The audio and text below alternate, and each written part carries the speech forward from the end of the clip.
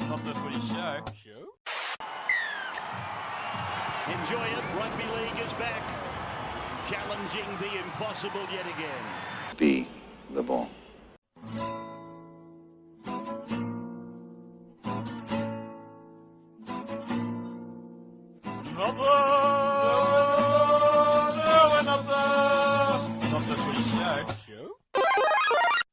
G'day everybody, welcome to episode 228 of Not the Footy Show. I'm Warrick Nicolson. That is Robb Cox. You can see him on the screen. You'll be able to hear him on your radio speakers in just a few seconds, but it's taken us 3.5 months, Cocksmith, to get our first podcast since, was it December? When we looked at those amazing Canterbury Bankstown Bulldogs and promised 15 more teams of previews. It didn't quite happen, bud, but we're back. Yeah, it kind of puts the, the old saying about promising the world and delivering an atlas. I think that's what we did over Christmas, New Year break, mate. Yeah, a blue and white atlas that only a few fans who actually still care about rugby league might have watched. The season has begun. We look, everybody, it's just life. What do you do about it? Both of us were busy, not every day, obviously, but enough that we couldn't get a podcast out before the season. We have done our predictions. You'll get them a little bit later in the show. But what we'll dive into is round number one, the good and the terrible. And I think that's fair enough, Cocksmith. There's some good teams and there are some Georgia Laura Dragons. Sorry. I've gone off Too early, mate. I've gone off early. We're also going to have a look at what we think is a rules glitch, which I'm sure you've probably already seen on some of the magazine shows on Fox, etc. But just our take on that and bringing up probably something that we've been calling for quite a while. The Dally M votes are out as well. We'll go through them. And of course, our actual top 8 predictions, where we think your team is going to finish. Honestly, I don't think round one has made a huge impact on either of those views. But at the end, we have a bonus segment. Don't you love bonus segments, Cocksmith? That's what we're all here for, isn't Love them. I live for them. We do, on the Warriors. So look out for that. We're back for episode 228 of Not the Footy Show. Not the Footy Show. Okay, Cocksmith, round one. It's in the books. We have 8 winners, 8 losers, and some really ordinary-looking teams running around in the rugby league in 2021. Everyone talks about the new rules as being a factor, but doesn't it just begin and end with there are good teams and there are bad teams? And that's footy at the moment. Yeah, mate. You're 100% right. There will always be a top 8 set and a bottom 8 set. They're just, we've touched on this in the past, but there's just not enough quality players to have, 4 or 5 teams vying for that 8th position. It's pretty clear cut from where we sit right now over the weekend as to where teams are at the moment, and there is a definite line, and I'd say there's a definite line probably below 5 of them who are possibly win a grand final this year. There's 5 that can, and there's, what's the rest of the numbers? There's 11 that can't. 11. It's been 16 for a while. Hopefully we don't go to 17 before we go to 18. But I've actually got 6 teams I think are in that mix. I think as bad as Parramatta may have been in the first 60-odd minutes the other night, things go their way at the end of the year. I can see them getting through a couple of teams potentially, but they definitely weren't setting the world on fire on Friday night. Let's quickly go through the results. Melbourne 26, South 18, Knights 32, Canterbury 16, Parramatta 24, Brisbane 16, Warriors 19, Gold Coast 6, Roosters 46-4 over Manly, Desmond, trouble. Penrith 24-0 over the Cowboys, who are just as bad as they were last year. Canberra 32, Tigers 12, and Sharks 32, Dragons 18. Guess what, Cocksmith? What? First perfecto in about 4 years for this man over here. You picked it. I picked it. The hilarious bit is I put all my tips in way back and then sat down at the start of the week and went, Warriors or Gold Coast? Who do I go? Okay, I'll go Warriors. They're kind of at home. I don't know if I trust the Titans in terms of continuity and all that kind of stuff. Game happened. I looked on the NRL app, got the Warriors. Giddy up. Yes, happy days. And then checked every other tipping comp that I'd been in, and I hadn't changed it from Monday. I had Titans. So you're on the Titans. So I've got one competition that I care about the rest of the year. That's the NRL tipping comp. The rest of it, it's flying up in my face and it's no good. But no other real shocks, I thought, mate. I think that was the only game of the round where you kind of went, I don't really know who to pick. Yeah. Look, I quite often when I'm I don't tip much, but when I do, I kind of look at who the halves are. Yeah. If the forwards are fairly equal, and I don't trust the Titans halves. I don't think they're any good. Ash Taylor and Jamal Fogarty. Yep. All due respect to those two blokes, I don't think they're real good. And I mean, look, Cody Nikorima and Chanel haven't set the world on fire either, but I see them as being a more solid set of halves. And the Warriors. Geez, the Warriors look better when they're living in Australia. I'm nothing against New Zealand. New Zealand's a wonderful country, but they just look like they're a little more focused. They look like they don't have the distractions that they may have elsewhere. They finished the year pretty good last year, if you remember. So the Titans, that's why it was interesting round one matchup. It's like, which team can carry that momentum over? And the Warriors, mate, look good. Yeah, look, the Titans probably suffered a little bit from, not really acclimatising to each other yet. With the new players that they've got in the fold. They'll be good, though. We know Tino's a monster. We know that Fafita is a freak. They'll be good. We're going to talk about our top 8 and bottom 8 later on, but I don't have them in my top 8 to give away a little bit of that. Okay. But they're going to be darn close. Okay. The Warriors on the Gold Coast for the foreseeable future. And just on that, I love the fact that stadium's getting some footy. It's a magic stadium to watch footy in. Get the nice breeze coming off the water, the palm trees, the giant sauce bottles. They should be still there. I know they're out there for the A-League, but they should bring back the sauce bottles. Fountain, pull your fingers out and get sponsoring. But the Warriors are up in the first game of the season. Thursday night, it seems forever ago. It kind of is when you start a round on Thursday and you end up talking about it on Monday. But that first set of 6 for Melbourne, who is Cameron Smith, I ask? Cameron Smith not required at the moment this year. I'll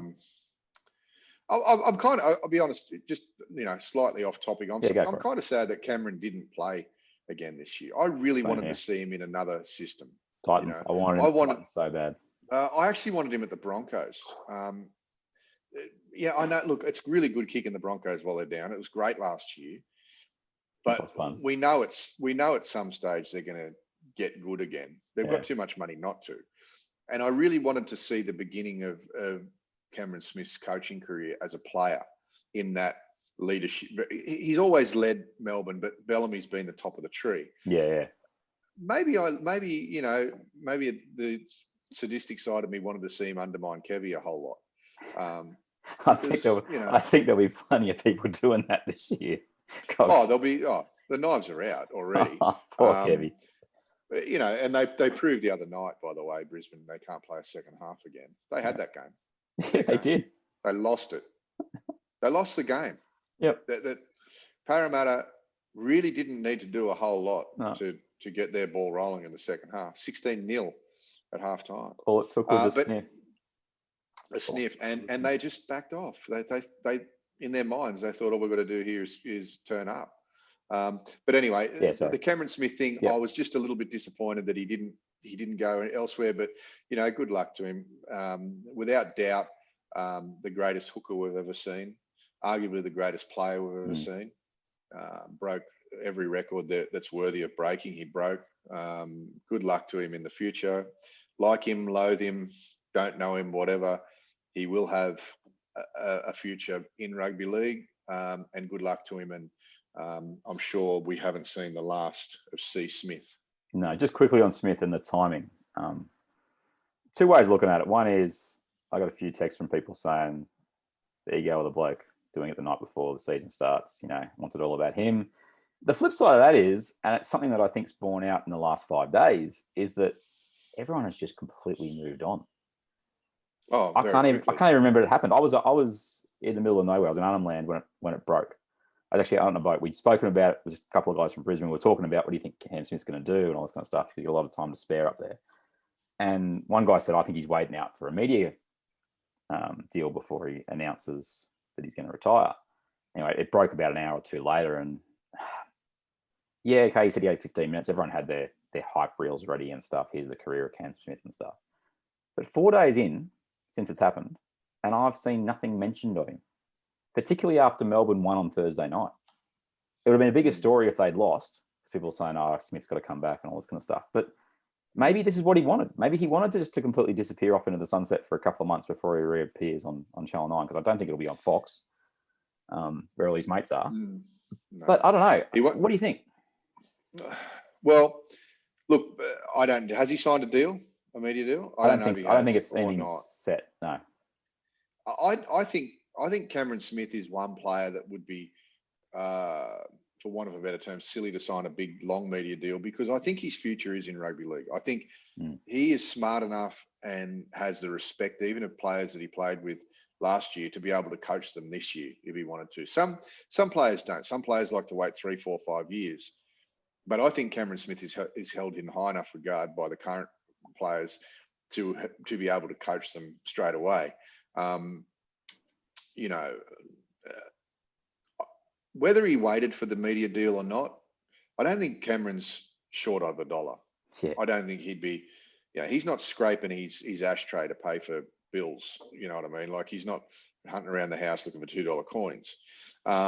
He's going okay, I'm sure. The timing of it, look, he was damned if he did and damned if he didn't. He did leave it a little long. Yeah. In as much, but I think he really wanted to decompress from the season and go away and think to himself, clear his head and really decide, because it's a big decision. Like I just mentioned before, broken every record there is, probably the greatest player we've ever seen, definitely the greatest hooker we've ever seen. You might want to let your head clear a little bit before you make a decision. I know I would. So, I think he did the right thing for himself and his family. Okay. And I think he deserves that kind of latitude with that. Okay, finally on Cam Smith before we get to Melbourne. Percentage chance that Cam Smith takes up a contract towards the end of the year under the new rules of the NRL, which allows a bloke to sign for about $200K for the last couple of months of the season. No, I don't think he will. No chance. So give me 0%. I'll give it 10%. I'll go 33. I reckon if there's a Brisbane or a Gold Coast team that is either beset by injury at a key position or are needing that turnaround, I can see him coming out. I don't think he should. I think the legacy element and all the rest of it, now he's decided this is it. But I don't know. That's still a decent enough coin, and it's also the chance to don't discount the whole Tom Brady, Bill Belichick narrative. I know what you're saying. But I don't think he will, mate. I think his head. I think Cam. I don't even know. Like, I've met him once or twice. I don't even know him. I couldn't tell you what he's thinking. But for me, it would be a case of I've moved on from that now, and now I'm looking at the next phase of my career. And if coaching is in his mind, which I'm sure it is, has to be, then I think it would just be a distraction to what inevitably he's going to be or wants to be. So, have we finished talking about Titans and the Warriors yet? Or have we did that earlier. We were on Melbourne and South. We were on Melbourne and South. Okay. So what's the other? Did you watch the game? Did you watch the game? I've only caught the longer highlights of the Warriors Gold Coast game. Yeah. Okay. I was just, when you talked about hookers at the Titans, I'm weirded out that they don't play Tanner Boyd. I like Mitch Rain of the three. I like Mitch Rain the most. Him, Clark, and Boyd. I like him the most. Yeah, I don't. Doesn't mean the bar's that high, but that's who I like the most. Yeah, they are lacking a hooker there. They're lacking a quality hooker. But in saying that, I think they're lacking quality halves too. Their forwards are. They've got the definitely on paper they've got a brutal forward pack and a creative forward pack, but there's still a few players short of the right mix. I'm sure Mal knows that. Indeed. Back to Melbourne and South. Sorry for the Cam Smith deviation, people, but we probably did need to acknowledge that decision. Pappy, fantastic. Just a live wire. Geez, fun to watch play. The story in this game is that first set, the 18-0, South rallying with a little bit of ball and quite rightly attacking the right edge of Melbourne, which did not set your world on fire with Remus Smith and George Jennings. But probably a really good spotlight on why possession is so important in league. Everyone knows what they want to attack on an opposition team, but if you haven't got the ball and you're down 18-0, it's hard to get the shift of the game to be able to attack those areas. So there's some spots there for Melbourne that they're not. Yes, they've come in, they've had a nice win, but there are issues for them because Bonko Lee's the only bloke coming back into that back line, and he's not exactly someone that you go, oh, he's going to fix everything. But really good performance from Melbourne. South, look, they just put that down, dude. They got killed in the first 20, scrambling around, sort of chasing their tails a bit. They'll be fine. I got no issues with South after that game. Yeah, no, South look fine. Melbourne just look dominant like they do in Melbourne. There was mistakes from both teams. I think you're right when you say South's just got kind of blown away a little bit early and probably ran out of juice towards the back of the game, so didn't have enough to go on with it. But full marks to Melbourne and Bellamy. He's never lost a first round match. So good, such a stat. I wonder never lost. If you go back on you're talking about tipping before, and you think about how many times you've tipped against Melbourne in round one, you just cost yourself easy points. Brandon Smith at number 9. I love him. I think he's a great number 9. He's a different kind of player to Harry Grant. The tempo that he plays with and the aggression from 9. Someone's going to get a very good hooker when they sign him for next year, because I don't think there's any chance he's going to be at Melbourne next season. We talk about Brisbane and Parramatta a little bit. The story is you give Parramatta or a decent team a sniff when you're a bad side who can't win games and have had they've won a game in 300 days or something. That's what happens. Roosters and Manly. I know a lot of people were thinking that Manly were the bounce back team this year. But I look at the last 2 years for Manly and I go, what happened last year is what I expected to happen in 19 when they finished 5th.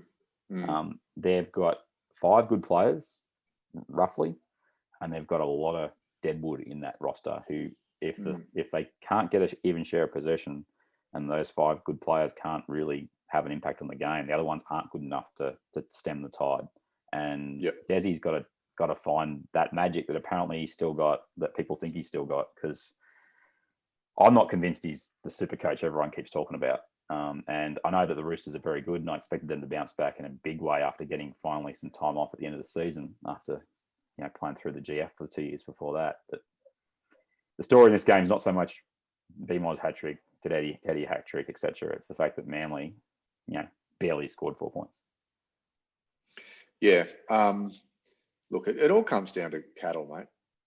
And Manly don't have enough quality cattle. They've got, like you say, they've got a handful of very good players.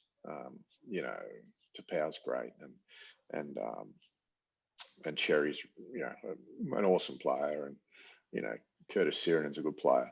But there's some there that they're making the numbers up, and I don't know if it's a salary cap issue or if it's just there's not enough good players to get. Like we discussed before. So I'm sure Desi can still coach.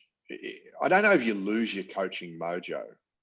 Okay. I don't think it's like, sometimes I think they might lose the ability to talk to certain players, that generation gap thing. Although, blokes like Wayne Bennett have always been able to overcome that by bringing in different people, and he's adapting his own personality. I don't know what the deal is with Desi. I don't know if he's got some younger blokes in there that are the conduit between him, if he's got some younger assistants, to be a conduit between him and the younger players. Yeah. I have no idea. But I don't know if a coach never loses his smarts. He's either got it or he doesn't. Yeah. He's either got it or he's a myth, But the players are very able to make a coach look ordinary. By either not following the game plan or just not be a player can go off and lose their mojo because they get old, or they lose their confidence or something like that. But some coaches get desperate. Desi doesn't seem like a desperate kind of coach to me. Seibold was a desperate coach. He was a coach under constant pressure. But Desi doesn't seem like that. I don't know what the deal is, mate. I just look at it. I look at their roster and I just think, everyone keeps telling me they're going to slide into the 8. I can't see it. I really can't see it. I see the Warriors getting to the 8 before Manly will this year. And I think the estimate, or predictions of the Roosters' demise is dumb because not yet. Luke Keary running all over the field. I don't know why halves are stuck on either side of the field for some sides. Let them run loose. Some sides. Let them run loose and look what you get. That was dominant. Penrith. By the way, sorry, mate. I was just going to say, talking about halves running loose, I really liked the look of Benji the other night playing Yes. that third half role, almost like an old school halfback and popping up in the middle wherever he wanted to. I think they had him at lock. I think that was his position. Although, that's who he went on for. But I saw him more as a roaming back, and I really like the look of that. I like the look, and that just probably plays into what you were saying. A halfback that can pop up anywhere and not play with so much structure. It could be the way forward for teams. A lock that can play halfback kind of that role. The Jason Smiths, mate. When we were watching, footy 20 years ago, they were Jason Smith, Jim Dimmick. They were in the same team. They didn't really have a halfback at Para, but there's nothing wrong with having someone who can actually legitimately ball play, Totally. popping up around your field. Just you were talking about Benji. I agree. I was having this conversation on Saturday. It was good to see, and Benji still got it. And you never say no to having a player like that in your 13. But there is one negative to Benji being on the field, and that is, does Adam Reynolds touch the ball enough if Benji's playing that role? Yeah, probably not. I guess the other question is, do you still need a player like Cody Walker? The South fans will say, damn right we do. Maybe. But we'll see. Watch this space. Let's watch what Benji evolves into this year, whether he becomes a replacement for one of them or if he keeps playing his role. I'm sure in his mind, he'd rather just keep playing that role of coming on after 25 minutes when the sting's gone a little bit and being a creative ball player. But you're right. You can't have everyone being a ball player. You don't need too many cooks in the kitchen. Let me throw this last thing out there. You were talking about how you fit Benji on as the season goes on. Cody Walker excelled in the fullback role last year when Mitchell was hurt. And we know Mitchell's a pretty good left centre. Yep. If you want to if Latrell's feeling a bit busted during a game, you can always move Codes back to fullback, push Latrell up into the centres and play Benji as that 5'8". And you still get the same thing. Latrell's not a centre, mate. Oh, sorry. That's my bad. But he's already got his contract, so it doesn't matter anymore. Probably not. Penrith 24-0 over the Cowboys. It's the only game I watched in full from Saturday. I wish I'd watched either of the other two. This was a bore fest. Todd Payton's comments after the game about Tamalolo, I'm fine with it, but I'm also like, mate. I didn't hear him. What he basically said, he called out one play that Jason Tamalolo did where he didn't chase from marker and it led to a try. And he was basically saying that if his senior player gets away with that without being called out for it, then the younger players think that's what you can do. But he was trying to also, at the same time, justify the whole experiment he's going with where he's going to play Tamalolo for 50 minutes rather than 60 minutes. So he's saying if he plays longer minutes, he makes those mistakes. That was his argument. Okay. But they're not a good side that is allowed to have your best player sit on the bench for extended periods of time. So your young players, and Tamalo said this in the interview after the game. He goes, our young blokes have got to get up there and take some responsibility. I'm thinking, maybe not in round one. Round one, you've been training all off season to get yourselves up for the game. And the Cowboys just looked, they scrambled in defence here and there, but they just don't look dangerous. Their forward pack is a bunch of plotters, apart from Taumalolo. Well, you say that, right? And I tend to agree, but their forward pack has got Cohen Hess, Origin player and Australian player. 5 runs in 80 minutes. Jordan McLean. Yeah. Again, solid. Same. I like him. Maguire. Josh Maguire. So they're not enough. They're not enough, mate. I didn't say niff-nuffs. I said plotters. I just don't think they offer enough. Okay, so what are you saying? Possibly that they're falling for the old trick of what the Gold Coast fell for a few years ago, and living in a holiday town and being on holiday. No, not so much that. I just think that stats are nice, but effectiveness. So you're is saying better. they're not trying hard enough? No. I said effectiveness is better than stats. That's my point. I know what you're saying, but what can you put it down to? You've got to be able to put it down to something. I know that you're not up there. I know that you're not embedded, but what is it? Because they've been like that for a couple of years now. And Todd Payton was going to save the day. Yeah. That's why his press conference was interesting. It was he actually used the words, "I'm looking after my job here. I'm only just got here. I'm going to try." So he's making excuses. But sorry, that's probably harsh. He's not making excuses. He's identifying things, but are they legitimate things? You talked about the cattle issue with Desi. The style of play, and this is something that I'll give Peyton credit for, is that he is pretty clearly trying to change how they have been playing under Paul Green for the last 5 years, or last 4 years, which was boring completion football. That's the only way that Paul Green seemed to think the world revolved. And that is, I think, where your likes of your Maguires and your McLeans, they, in the completion idea, they probably have a role. But if you've been playing that way for a while and it's not getting results, how do you change that up if that's the way that you fit into a system like that? Doesn't mean you win, but your game fits into that system really well. The and challenge, you've got the cattle to fit that system rather than the cattle to do something else. Yeah, they've got some outside backs. I like Drinkwater. I think Michael Morgan, who's been injured the last couple of years, that's a shame, but he's a difference maker. Val Holmes should not be on the wing. If you're Where going to would be you paying, put him? where are you going to play him? He's playing at fullback. You have to. I think he's a winger. I don't think he's a fullback. But he's not going to get the ball. He's not going to get the ball in the way that they're set up. It's just they haven't got centers that are going to give him the ball, that are going to make a difference and make room for him. Remind me who their centers are again. Yeah, those two. Wingers are Felton Holmes. Who are the centers? Hassan Masters and Fidel. Yeah, someone Fidel, the winger. The 70 kgs ring and wet winger. I don't understand why they don't give Holmes a crack at centre. Get him involved. You can't get him a little closer. Yeah. I just don't. I don't know if you see the best with Val Holmes. He gets gassed when he's playing fullback from all the running, and then you don't see the brilliance in attack. Unfortunately, you can only have one Val Holmes, so he's on one wing or the other. The thing that, I don't know what their answer is at the Cowboys. I shot that game the other night. Okay. And, mate, all I could see, the Penrith players, they're just smiling the whole time. It was like they were having a training run. Yeah, because we're like 8-0, wasn't it, for the first 50 minutes or something? Yeah, I know the score wasn't massive, right? It was a grind to begin with. But Penrith never really looked all that worried about it. They didn't look concerned, and they weren't kind of, they were never under the pump. Yeah. There was no real frantic football from them. I think Luai and Cleary are the best halves combination in the comp. Okay, good done. I'm not saying that's going to win them a comp. Yep. But they've definitely got a head start. They've got control of the game, especially Cleary. For the probably third or fourth year running, he's the coolest halfback in the comp.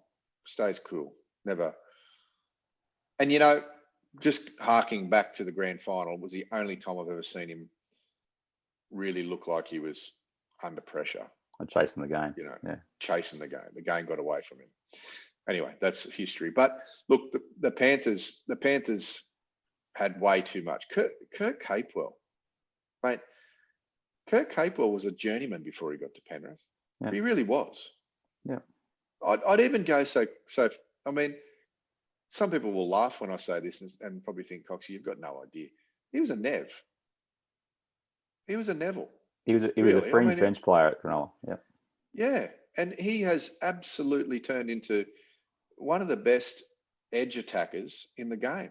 He's relegated Liam Martin, who people were talking about in Origin calculations, to the bench. Absolutely. Not a bad effort. Mate, after Liam Martin's starting team in the team, that team went to the GF. Now, that's right. Capewell was on the bench, but it's a fair effort over the off season. Oh no, he is a player, mate. He's a player. His efforts are always 100%. Always.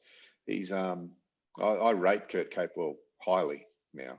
And I will say this about Penrith: definitely the kind of game that Cleary will walk away and he'll go, "I'm happy with the 2 points. We grounded out."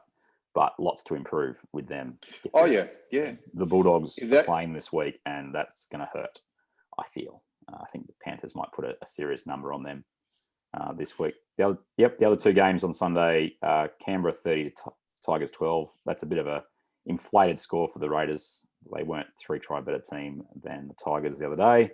But the Tigers, they just got a couple of passengers in that defensive line, which just Name just names. stings you. Oh, the Name halves names. can't tackle, and Canberra kept running over the Luke Garner speed bump all afternoon. Slowed him down a little bit. I didn't notice the Garner thing, to be honest. Garner had a couple of really bad misses. Just front on. You know what it's like when I'm shooting a game on a long lens. I'm looking at little bits and pieces. Just to hammer a player. It's not what I'm doing. No, I know. I just want to know it. who you're thinking of. That's all. Yeah. Look, I think BJ Leluer and James Roberts on the edges. I mean, I know where I'm going if I'm attacking the Tigers. It's edge city. I don't bother trying to take them up the middle. You can play your early sets up through there, but when you're focusing on where to attack, it's both edges. It's a smorgasbord if you got a good attacking team. Look, I don't think Brooks had a bad game. I agree with that. I think he was okay. He wasn't scalpel like in the way that he cut the defense up, but he had a go. I don't know about Mbai. I really don't. I don't think he's a 6. I don't know what he is. His spot in the team is 9. He's got to spell Little, and that's his role. Little at the end of the game was hobbling, mate. His left leg was strapped, and I hope his knee's all right. I know. But I'll tell you something. They've got a decent bloke playing in the New South Wales Cup. Simpkin? Jake Simpkin. Yep.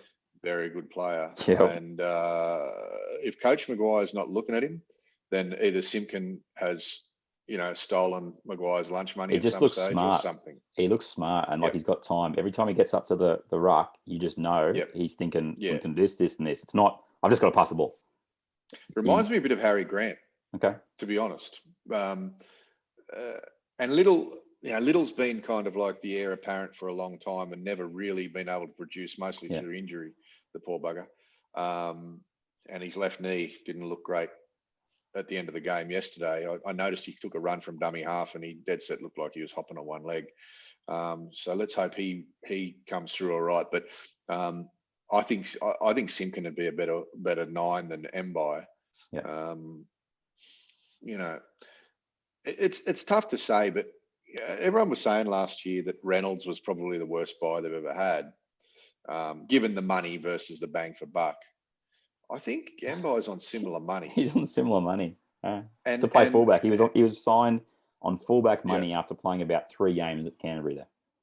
Yeah, and I just don't know if he. Look, I do hear that Dewey is meant to be playing 6 this year, and is he injured or suspended? Suspended for the first round. He'll come back this week. Oh, is he?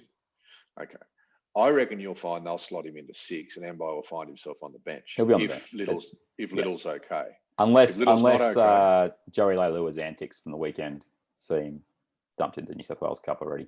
Some of his efforts in defence were extremely poor. He passed when he shouldn't be. I know we can argue 1,000 times that's what BJ is, but every club gets over it by some stage. And I wonder, what did you think of Papali? How do they say it now?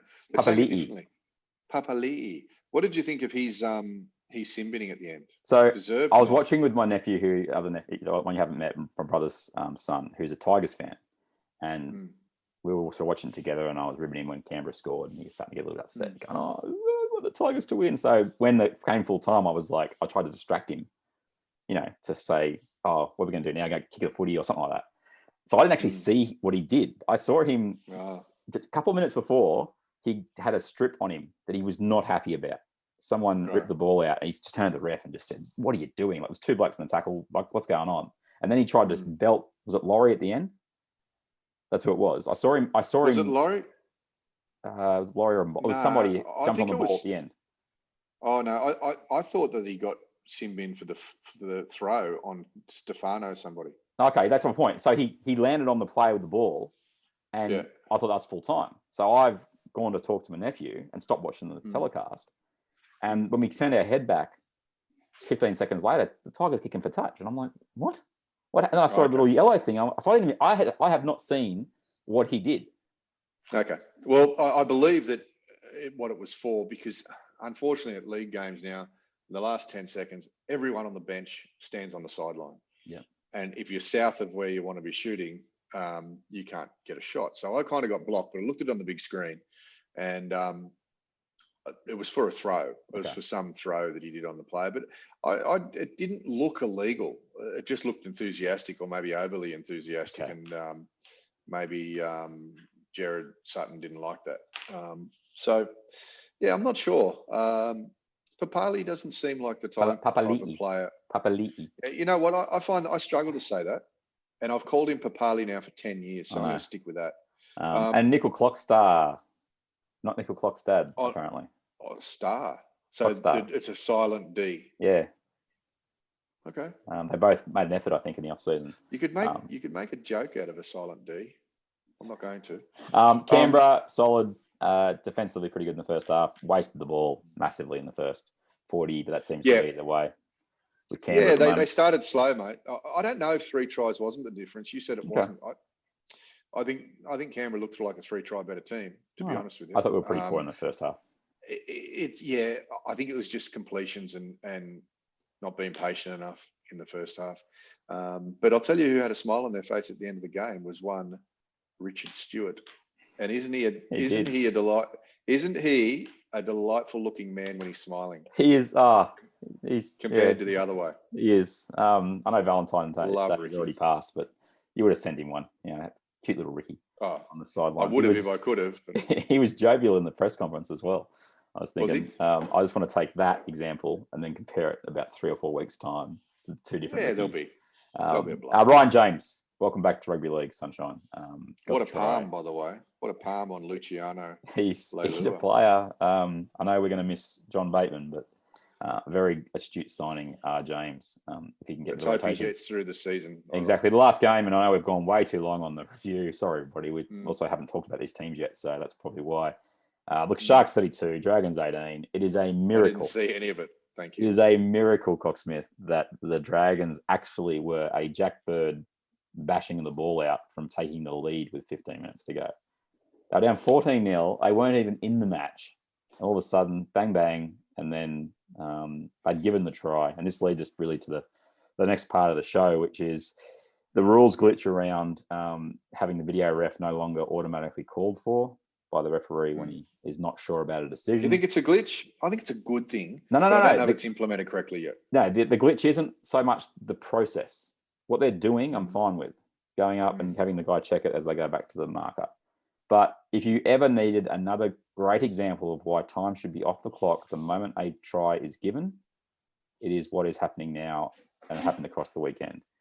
They lost a minute 30 or a minute 40 off the game clock in the game last night because that try that was not given in the end to Ramsey, they let the clock run from when he gives the try to the point that the player is about to kick the goal. And if that in that period of time, if the video ref has not found evidence to say, yes, it is a try, or no, it is not a try, they call time off and then they go through the normal video ref process. Okay. Why? So because the try was overturned, okay, that meant it was now a scrum 10 minutes out from the try line. But that minute 40, gone off the game clock. It is insane, and I don't understand how they sat there when they set this rule in motion and didn't realise that would happen. So they need to amend that straight away. It takes 2 seconds to amend, and the way you do it, you don't. I've heard 2 versions. One is, you just put the time back on the clock when it starts. Well, you can do that, but that requires some. The moment the ball goes down for a try, time out. And the biggest thing about that, as far as I'm concerned, is that these kickers that take deliberately extra time for goal, they can take as long as they like if the clock is off. I don't think so. I still think they should be on a clock. But I'm saying it's not an issue now. It hasn't got an impact on the game clock anymore if you just have the time off. And I just don't understand why we are happy to lose that time. I don't get it. My issue with a team or a kicker that takes forever is this, right? Let's just say that a team miraculously comes back from 22-0 down and they're taking a kick for 24-22, and there's a minute and a half left on the clock. Yeah. That kicker will take as long as he can, absolutely as long as he can, so that his team have enough gas in the tank to hold onto the ball for their 6 tackles when they get the ball back. I think that we need to keep the clock going for things like that. Because for time wasting, mate. And I mean, I think it should be to the point where if the kicker doesn't kick it within the 60 seconds, it's no kick, no goal. I don't mind having a stop clock on that. I just think the clock itself, the game clock, has to stop. I agree with you totally. That's a given. And if you're taking a shot at goal for a penalty shot, I've got no dramas with the moment that you decide to take, like the moment that penalty is given and they go, we're going to take the shot for goal, that's the time off. That's as much you can maybe able to pad out 15, 20 seconds trying to make your mind up, but you shouldn't get the minute and a half taking the shot at goal off the clock there. All of these rules, if you break down to it, all of these rules to speed the game up have been made for two reasons only: to bring the little guy back into the game, and to make the spectacle of the game better, more action. Now, by not stopping the clock when they put the try down, you're creating a big air gap that isn't spectacle. No one wants to see the bunker make a decision. No one. They just want a decision made, and they want the right decision. But when we take a minute to kick a goal or a minute to get a try decision correct, to me, that's wasted time. So I think that they need to do something about that. And I also think that the time it takes to kick a goal. You've been to training, right? You've seen how quick they can kick a goal. Yeah. You've seen how quick they can kick a goal, even in games when they really want to kick one. Correct. And you've also seen them take a minute and a half kicking one from 5 meters off the center of the post. I'm still waiting for Clinton Strakosky to take a kick from 1998, I think it is. He's still lining it up. He was unbelievable, that bloke. Yeah. So if they want to make the game quicker, I'm all about making the game quicker. I mean, the players do need a break every now and then, but some players just take the piss a little bit. That's it's a crass term, but that's what they do. The last point of that is you're talking about the spontaneity aspect, and this is one thing that people are sort of like, I don't think you can have it both ways. One is if the referee doesn't make a decision and he goes straight up, you lose the spontaneity of your team scoring. Yes, how good's that feeling? Yeah. The same people that complain about that are the ones that are complaining that when he gives a try and it goes back to take the shot at goal and they overturn it, they're saying, well, you're taking the wind out of the fans' sails. You can't have it both ways. It's an either or situation. And you want the right decision. Correct. That's the ultimate aim here. That's the ultimate aim, is the right decision. But in the past, the bunker was taken too long. Correct. To make the correct decision. I don't know how many times, and I'm sure you and I have discussed this off air, but how many times do you? I'm not a magician, right? But I look at a game, and I can tell you, and I'm not at the game, I'm watching it on TV. I'm usually 9 times out of 10 I'm correct when they go to the bunker on what the decision should be. But how many times have you watched it where they'll look at a camera angle, the wrong camera angle, 3 or 4 times, and then they'll go to the correct one, and then they'll go back to the wrong one? I mean, look, I'm trying not to, because we do just want the correct decision to be made, but look at the correct angle. If you don't know what the correct angle is, you shouldn't be in the bunker. If you're looking for a bobbled ball on a player that's got his arms stretched out in front of him, you don't look at the rear view. You don't need to look at the rear view. No. Look at the front view. If there's any suspicion of the player being corrupted via someone's hand or foot, then look for the rear view or another view. But go for the most obvious view, please, guys. Yeah. Anyone in the bunker out there Occam's listening, razor, I'm sure I think are. is the medical saying. The most obvious answer is usually the There correct one. Sharks get the win. Dragons, it's going to be a long season, but we knew that anyway. We're going to have some listener questions after the break, Cocksmith, but that is round one in review. Yes. That's 40 minutes already. Questions. Let's get on to them. Go to your ad or whatever. All right. Throw to it, Cocksmith. Have a go. What? Throw to an ad? Just take a break, guys. We're going to go get some money. Not the Footy show. We got ads? We got anyone giving us any money? Manscaped Wasn't there something? Still waiting for us to come back to. Wasn't there something that some razor blade for your man bits? Manscaped. Where are they? We haven't done a podcast since. Come on, Manscaped. Yeah. All right. It's getting long down there. Not the Footy show. Okay, we're back. Just some business attended to in the break. We have some listener questions, Cocksmith. Our old faithful Grant Coxford has come through with the goods, but we've also got one from GB, 38251626 on Twitter. And he is still lamenting how terrible a 6 again is. He says the 6 again is terrible. Annesley on the Sunday Footy shows today said people want less referee input and let players determine games. But refs now have a greater influence than ever. No team can beat 12 to 14 tackle sets against them. Plus, refs go unchallenged as the game rolls on. I guess pulling out of this, 6 again ain't going anywhere. We know that. It's given everybody something to point to as the wider games got better. So there's no way the NRL will get rid of it. The 12 to 14 tackles in a row argument. I think it's a good thing. I really think if you're doing the wrong thing in the referee's eyes, and yes, there are some times where they get pedantic and the rest of it, but if you're blatantly giving away ruck infringements, you pay the price, and that is fatigue leading to points. Because the whole point of the ruck infringement is to stop them scoring a try. So you're actually creating a rod for your own back. This is GB asked this question. GB. Right? Okay. Look, I tend to agree with him a little bit because some referees, we've thought this for a long time about referees. You know, they like to be the center of attention. You know, when they wave their hand in the air, they get a bell ringing, they get a 6 to go, they either get a clap or a boo, they get a reaction. I am being a little bit facetious, but I can see what he's saying. Yep. If you get on the wrong side of a referee in an NRL game now, they don't need to penalise you. And let's be honest, so the penalty count can be 3-2 at the end of the match, but he might have given you a 10-6 against you. So it can be frustrating. I think that there should be a way. This is just going to make it even more weird, but yep, that's all right. I would have thought there would be a way for a captain to call a timeout and let's review that. Well, isn't that the captain's challenge? I don't know.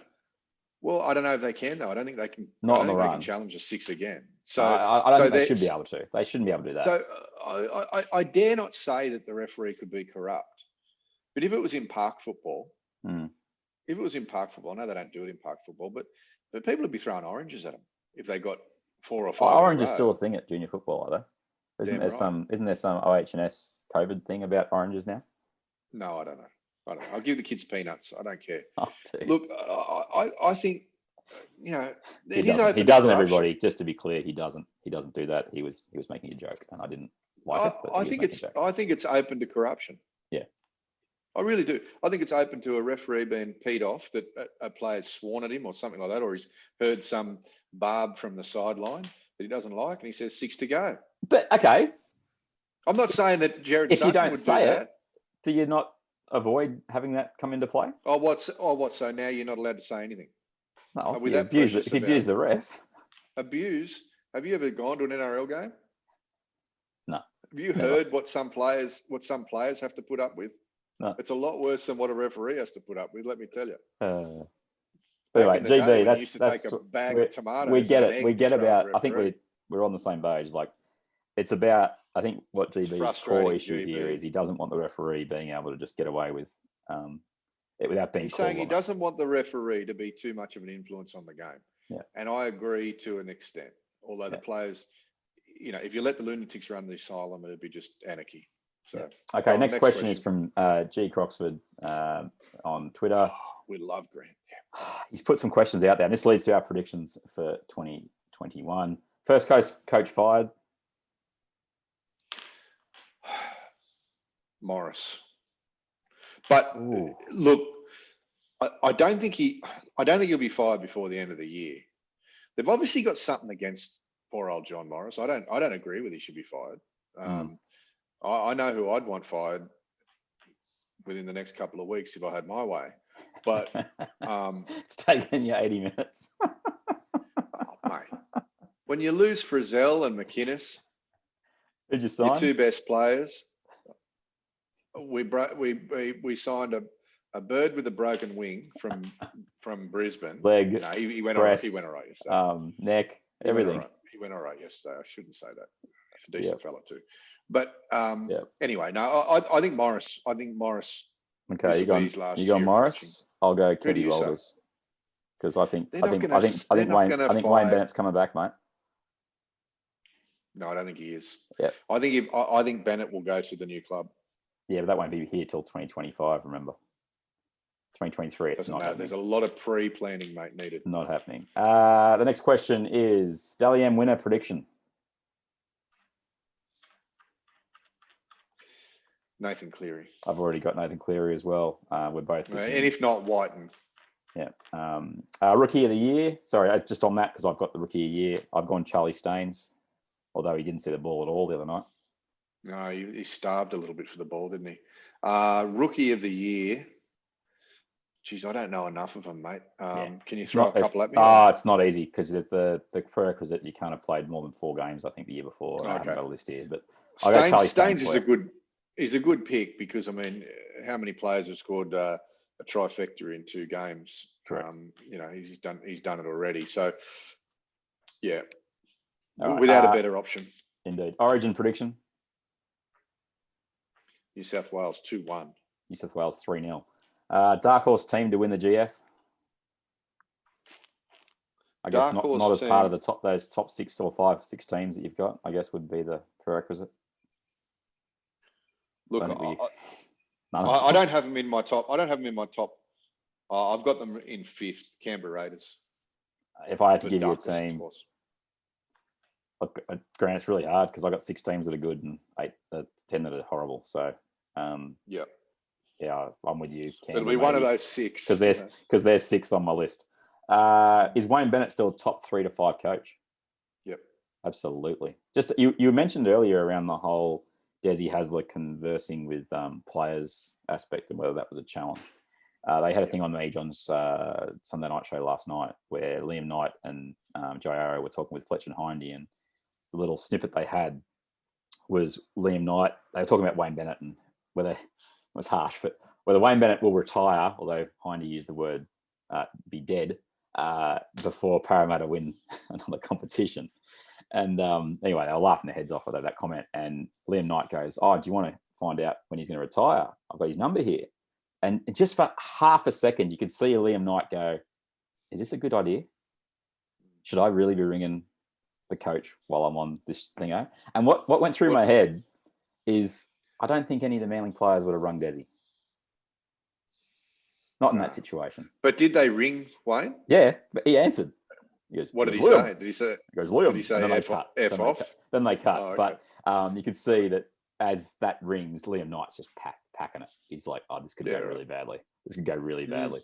But I don't know. Just along what you were saying before, I think what I love about Wayne is that he clearly can have a good time with his players, and it's a big asset to have. I saw something. What's the Burgess that's left? Is it Thomas? No, George retired, Sam left, and Luke went ages ago. But Thomas is the one still playing. Thomas is left. That's what I mean. He's still there. Yeah, I saw an interview with him the other day about Wayne Bennett, and they said, what kind of music does he like? And he said, "I figured it out." He said, "We figured it out. His top few songs, and if we put it on, he starts to move a little bit." And you know what?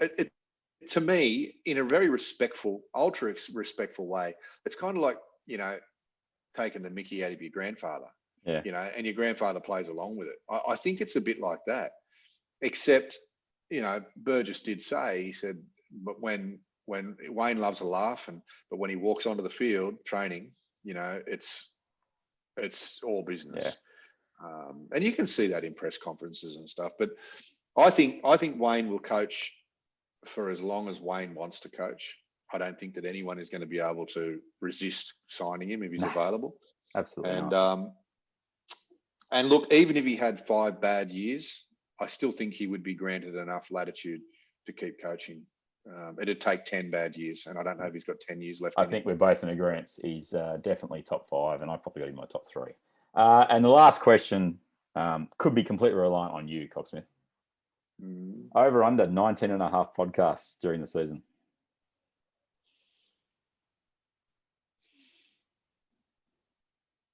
We'll do more than that.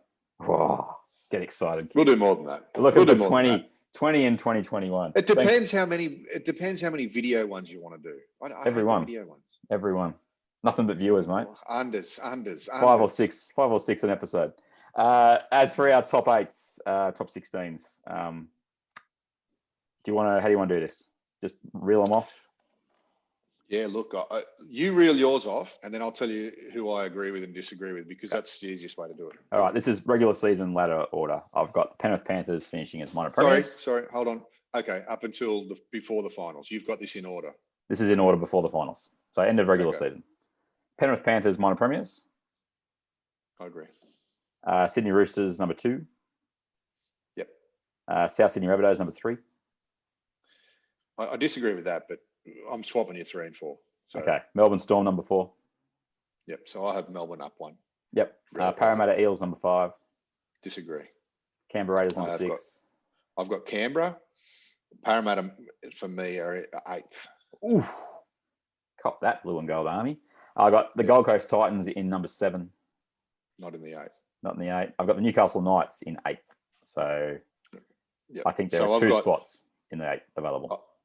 I've got Newcastle in 6th. Okay. And I've got the Warriors. The Warriors in 8th. In 8th. Yeah, that's what I've got. Sorry. So my top. Yeah, your top 8. My top 8 is Penrith, Roosters, Melbourne, Souths, Raiders, then Parramatta, Newcastle, Warriors. Okay. In 9th, I've got Manly. In 10th, I've got the Warriors. So just slightly out. 11th, I've got the Sharks. 12th, I've got the Tigers. Yep. Then I've got what I think are the 4, complete also-rans of the competition. Canterbury in 13th. Cowboys in 14th. Brisbane in 15th. And St. George Dragons in 16th. Sorry, mate. You're right. I agree with the bottom 4. I just don't agree with the order. Yep. What have you got from 9 to 16? What's your list? Oh, mate, I haven't really thought about that. All I thought about was bottom 4. Okay. So look, what that will mean is Gold Coast will be out. They'll probably be in about 10th. Yep. I'd say Cronulla would be in 9th. West Tigers in 11th. And then I'll agree with you bottom 4. I just think that the Broncos will finish above North Queensland. Okay. That's all. Yep. So 13 Canterbury, Broncos 14, North Queensland 15, Dragons 16. I agree with the wooden spooners. Yeah. Just remember, I was on the Dragons to the spoon before Christmas. I was pretty confident. It's going to be a tough year for them. Just also bear this in mind that it takes a lot for me to agree that the Dragons will get the spoon this year. Yeah. They don't have the cattle or the coaching staff. No. Grand final. Who's making it? The grand final this year will be Penrith and the Roosters. 1 and 2 will make the grand final. Okay. I've got the Panthers falling over in the prelim again. Wow. Sorry. Not that they did last year, but I think they miss out on the GF this year. And I've got the Bunnies as the team that runs the gauntlet in the semis and makes the GF against the Roosters. So Bunnies and the Roosters will win it, right? Roosters will win it. I have Penrith beating the Roosters in the grand final. So we've got investments. I like it. it, mate. No, not the same thing the whole way through.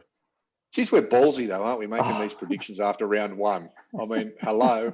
Hey, this was on my website, wdnicolson.com. I had all this on the website at about. It was 7:30 on Thursday night. I got off the plane from Northern Territory and I'd written it all on the plane and went, got to get it out before the game starts. And so we were up there. I also had top try scorer Daniel Tupou, which is looking horrendous because we just went to the other side of the field on Saturday night and BMOS has already got 3. And I had Adam Reynolds as top point scorer as well. There are our predictions, everybody. I hope you've enjoyed them. We have one more segment here on Not the Footy Show, episode 228, and that is the bonus round.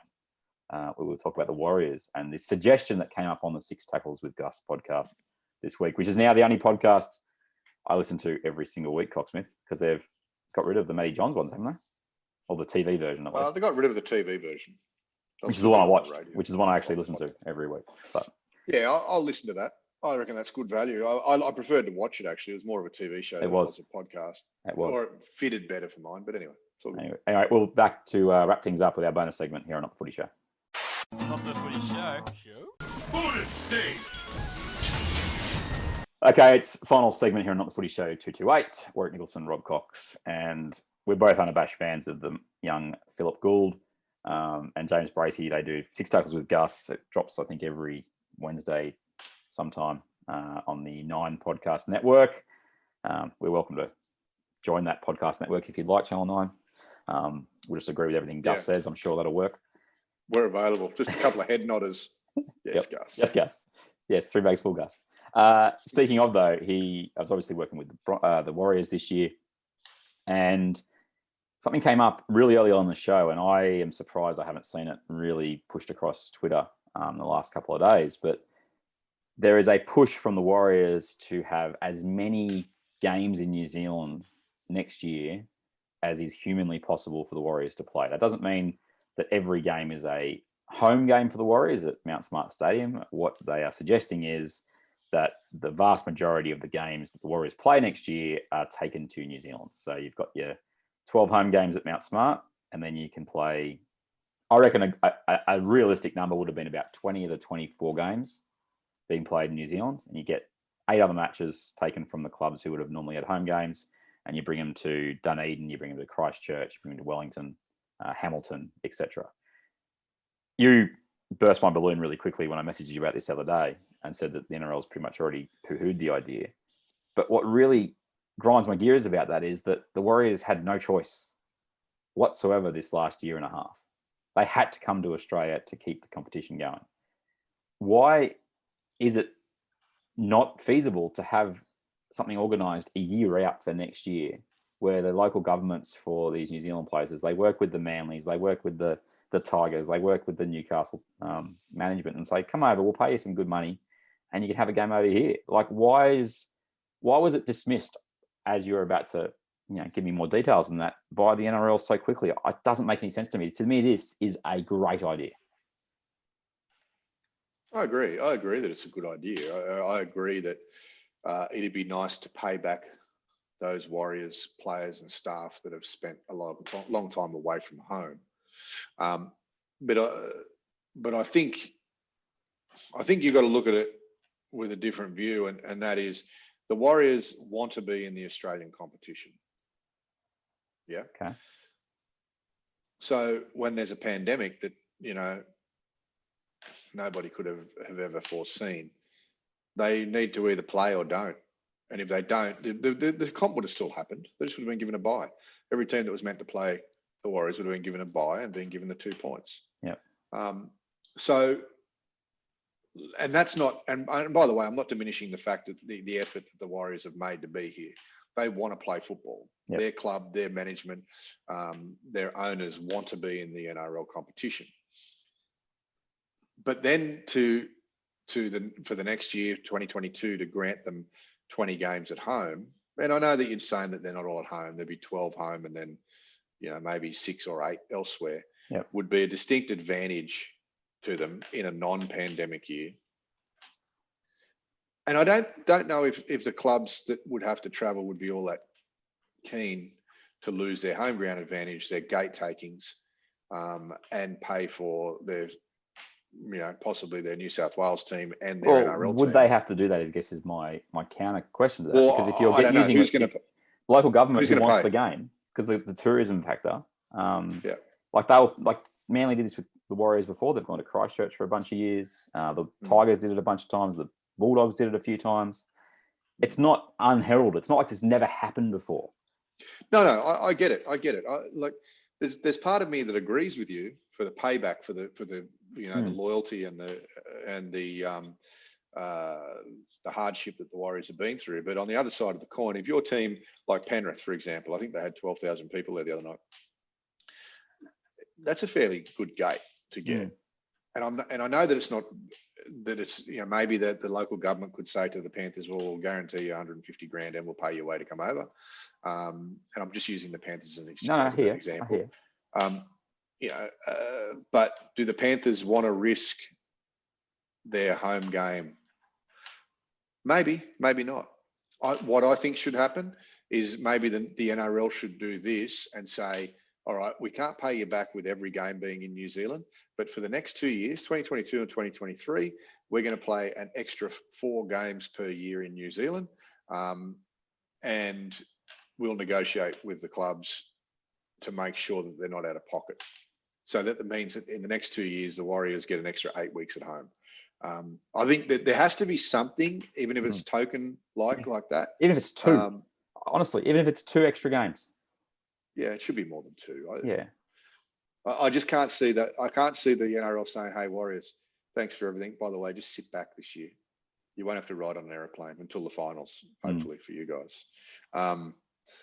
In saying that, just while you touched on the whole thing that they wouldn't take the games, we've also had this discussion multiple times in the last few years about NRL clubs being forced to take a game to the country of New South Wales. Yes, and I still think they should do that. Okay, so there is a 17th team coming in whenever it is, 2025, whenever. Yep. The second team that has to come in at the same time, I still maintain you need 2 teams because it creates an extra TV game and extra money for everybody. To me, it doesn't make sense having a team not play every week. Yeah, I get that. Don't you want to take the game around New Zealand and build up more of that affinity if you're going to potentially put a team in Wellington? Are you? I don't know, but if they rock up, does it make that case stronger? I don't see a huge downside to taking these games because our crowd situation, it's a much better than it was looking a year ago. Like we didn't think we'd have crowds for potentially multiple years. Yeah. But NRL crowds have never been, apart from a few teams here and there that are really always good gate people. They're not the ironclad, we're going to get 15, we're going to get 20 every week. It's just not, that's not the way it is. So I don't think the whole, we've got to look after our own fans argument sticks. I'm not saying you're making that claim, but I don't think that argument sticks like it would in a Premier League situation or a NFL situation, etc., where they're selling out every ticket years in advance, Yeah. Look, for one, I don't think the second new team should be in New Zealand. I don't agree with that. I'm just saying it's a possibility. I'm not saying that's my view. I know it's a possibility because just as much as I think Newtown Jets are a possibility or the Bears are a possibility of coming back, everything's possible. While there's hope or whatever there's life, there's hope. It's because you know what the NRL does? It defies impossible. It's defying and it does something with possible and defying. Defy impossible. Yeah, that's the catch cry of the comp this year, mate. Poor old Ray Warren stuffed it up in the first game. He said get on board or get off. Okay, right. Sorry. Here's the thing. I actually think that the next team, I've always said this, I've said it all along, the next team after the new Brisbane team or Queensland team should be Perth or Adelaide. If we're going to be a legitimate national rugby league, we need to expand into an area that is not a home rugby league. We've done it with Melbourne. They're successful, and I think we should, people say, oh, but it's 3.5 hours flight to Perth. So what? Yeah, they should get on a plane to Townsville sometime soon. Yeah, well, exactly right. Or Darwin. Try and go to Darwin. I was just there. It's a long way away. Arnhem Land, you know what it's like. I so, do. Look, going back to the Warriors, though, mate, they definitely deserve something. Throw me a frickin' bone here. I'm the boss. Need the info. It was a lady who was interviewing him, and she said, so what about this suggestion that the Warriors take 20 home games or all of their home games next year, all games that they're going to play at home, apart from the finals? And he said, oh, well, no, I don't think that will. I'm not quoting him here, but he was not very negative about it, but he made mention that it's probably not going to happen. Okay. In saying that, I don't know how much of it he'd really thought about the idea. Or digested it beforehand, yeah. Yeah, so it was almost like a question without notice. I think Andrew Abdo is a great administrator, and I think he will very much consider, as will PVL, about a suggestion for the Auckland-based team to be rewarded, and for New Zealand in that matter to be rewarded. So we'll see, mate. I know why Gus would have mentioned it, because Gus is now part of the organisation. Yeah. And that's what Gus thinks would be the right thing to do. And I tend to agree. I just don't know about every game. And I know that the argument would be, yeah, but they've had every game here. They've spent every game here. Yep, they did. But pandemic, these uncertain times, Speaking of uncertain times, not the Footy Show, we came back for another year. This show, its first incarnation was at the 2009 finals. We did some videos around that, and then we started the actual show itself in 2010. So this is season 11 or 12. I can't do my maths, but it's been around for a long time. This is 228 episode. I know you've been around since pretty much the turn of 100, early 100s. And mate, we've somehow produced an hour and 15 of dribble. So you've got what you paid for, kids. Let's just say that. We will be back, hopefully, with a lot shorter podcast in the near future. We might even do a little chat later in the week. Yeah, let's do one Wednesday later in the night week. if we can. I think we can 20 do minute or something. 15 minute on Wednesday night, maybe. Turn that around fast. Anything sort of happening. We know we promised this. I'm doing the Thursday night game, so I can't do it Thursday. But no, I'm happy to do. And look, if a particular game on that Thursday or Friday is a decent match for everybody, if we've got a strong view on something, we may just turn around a 5-minute and see how we go. With that, we are on Instagram, Cocksmith. What? Really? I hadn't messaged you, but we're up to 7 followers. Am I following? No, of course not. We're about to go to 8 followers once you do it. Yeah. At Not the Footy Show. Let me have a look. There's a good band that I follow called Not Good with Horses. It's not the Footy Show. Hold on. Boom. Yeah. So we're on there. Oh, look at that. I just saw the notification come up on my phone. Fantastic. We've already had our first copyright strike, which was... Oh, really? For what? For Des Hasler raising his eyebrows 3 times in the press conference. Apparently that you can't show that. And all I was doing was using that to signify how I felt getting 8 from 8 in round 1. No audio from it, just purely like 2 seconds of vision. And bang, knocked me down. So I'm thinking of doing something more review type and what would happen? Bad boy. What would happen if you grabbed that footage and just put a mat on it and cut out his face so you could see nothing more than Des Hasler's eyes? I actually wonder if it's the little NRL.com signifier on the top left. Blur it out. Exactly. Because I'm saying I've been on Instagram for a while and there's a few things that they're letting go through to the keeper on there. That is for sure. I won't mention, but wow, like everything. Yeah, it wasn't a great week at HQ, unfortunately. Anyway, that's what it is. I'll live with that. A couple of things there. You're going to get a combination. I'm not going to try and be what the great NRL roast is doing, but just things that we like that we see the clubs doing. We'll repost and give a bit of a spin on it. I gave you a bit of insight in what I thought of what the Knights did around the debut jerseys and how easy that is from a content point of view, but how it actually requires a little bit of planning, which was great to see from them. And we'll sort of see what happens. Finally, I guess following Not the Footy Show, the Dally M votes, they've already thrown up an absolute classic as we finish round 1. James Tedesco, who absolutely butchered Manly on Saturday night, got 1 vote. Who got the 3? B-Moz got 3. Lindsay Collins got 2. And James Tedesco, who pretty much... Just remember it when we get to the end of the season, we're doing the Dally M votes. Just write that down because that's ridiculous. I'm sorry. It's just what... I don't understand how that even happens. Yeah, but has it ever made any sense? Has it ever made any sense? Really? No. I know you'll say yes because your mate won it last year, but has it ever made any sense? I was as shocked as you were. Mate, if Nathan Cleary wasn't the real winner of that last year, I'm a Dutchman. And you can call me Van Cox. Because Cox and Hugenband. Cox and Hugenband. Because seriously, Nathan Cleary was the best player in the comp last year, and I don't care what anyone says. I like Jack White, and I think he's an awesome player. Yep. He wasn't the best player in the comp last year. And he wasn't the most influential player either. But then again, that's the way those awards sometimes work. They don't always recognise that. So get following at Not the Footy Show. I'll give Cocksmith a login. He can do some instant game reactions and stories and stuff. Oh, mate, always. Obviously, we're on YouTube. Great. You can find us there. You know where we are. wdnicolson.com's got all the links. Facebook, Insta, all the rest of it for our personal things. And we will speak to you next time. Cocksmith, that's been the show. We're back. Things We're back, baby. have just progressed as normal. We just start talking about one thing, and then 45 minutes later, I realized I didn't even drop one F-bomb. How good. I know. I think you Don't only have to did bleep anything out. one word that was sort of moderately questionable, and I think that's okay. No, let it slide through. It goes through. I think it was in reference to PI55, wasn't it? Yes, it was.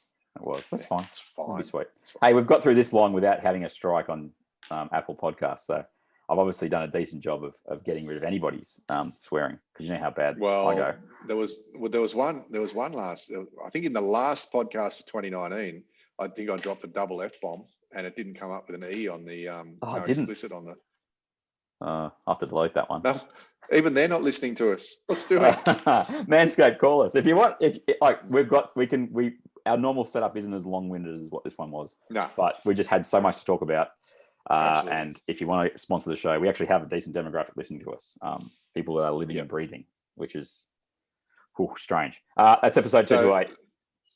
Rob Cox. I was just going to say, any potential sponsors out there that have anything that, shaves your bits or gets me drunk, we're happy to plug it. I'll do it for coffee. If you got a coffee company and you want to plug, I'll be sitting here with a cup and then rush into the toilet. We talked about it actually as the show started. Podcast on toilets. That could be the next big thing. Wow. With the acoustics in a toilet, how good do they sound? Yep. Episode 228. We'll speak to you next time. I'm Warrick Nicolson, Robb Cox, and enjoy your footy. As Mr. DC says, enjoy your league lovers.